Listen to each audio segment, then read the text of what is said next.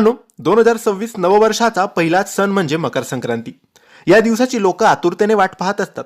मकर संक्रांती हा भारतातील एक महत्त्वाचा सण आहे जो हिंदू दिनदर्शिकेनुसार पौष महिन्यात साजरा केला जातो. महाराष्ट्रात हा सण विशेष उत्साहाने साजरा होतो. दिनदर्शिकेनुसार हा सण सामान्यतः 14 किंवा 15 जानेवारीला साजरा केला जातो, कारण सूर्याच्या हालचालीवर आधारित हिंदू पंचांगानुसार तारीख ठरते. यंदा यावर्षी हा सण 14 जानेवारी 2026 रोजी साजरा केला जाणार आहे. ज्योतिषशास्त्र आणि पंचांगानुसार पाहायला गेलं तर मकर संक्रांतीच्या दिवशी एखाद्या विशिष्ट रंगाचे कपडे परिधान न करण्याचा सल्ला अनेकदा दिला जातो. यामागे संक्रांत देवीचे स्वरूप हे मुख्य कारण असते.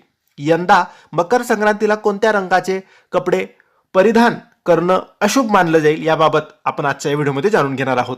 धार्मिक आणि सांस्कृतिक दृष्टिकोनातून मकर संक्रांती हा सण अत्यंत महत्त्वाचा आहे. हिंदू धर्मानुसार या दिवशी सूर्यदेव उत्तरायणात प्रवेश करतात, ज्याला शुभ काळ मानला जातो. उत्तरायण हा कालखंड सकारात्मक ऊर्जा, नवीन सुरुवातीशी संबंधित आहे. या दिवशी दान, पुण्य आणि स्नान यांना विशेष महत्त्व आहे. अनेक जण पवित्र नद्यांमध्ये स्नान करतात आणि दान धर्म सुद्धा करतात. ज्योतिषशास्त्र आणि पंचांगानुसार मकर संक्रांतीला एखाद्या विशिष्ट रंगाचे परिधान करू नये, यामागे संक्रांत देवीचे स्वरूप मुख्य असते. 2026 मध्ये मकर संक्रांती पिवळ्या रंगाची कपडे घालून येणार आहे. त्यामुळे पिवळ्या रंगाची साडी महिलांनी मकर संक्रांतीला नेसू नये असं म्हटलं जातं. पंचांगानुसार दरवर्षी संक्रांत देवी एक विशिष्ट रंगाचे वस्त्र परिधान करून येते. ज्योतिषशास्त्रात अशी मान्यता आहे की देवीने ज्या रंगाचे वस्त्र घातले असेल तो रंग त्यावर्षी वर्ज्य किंवा अशुभ मानला जातो.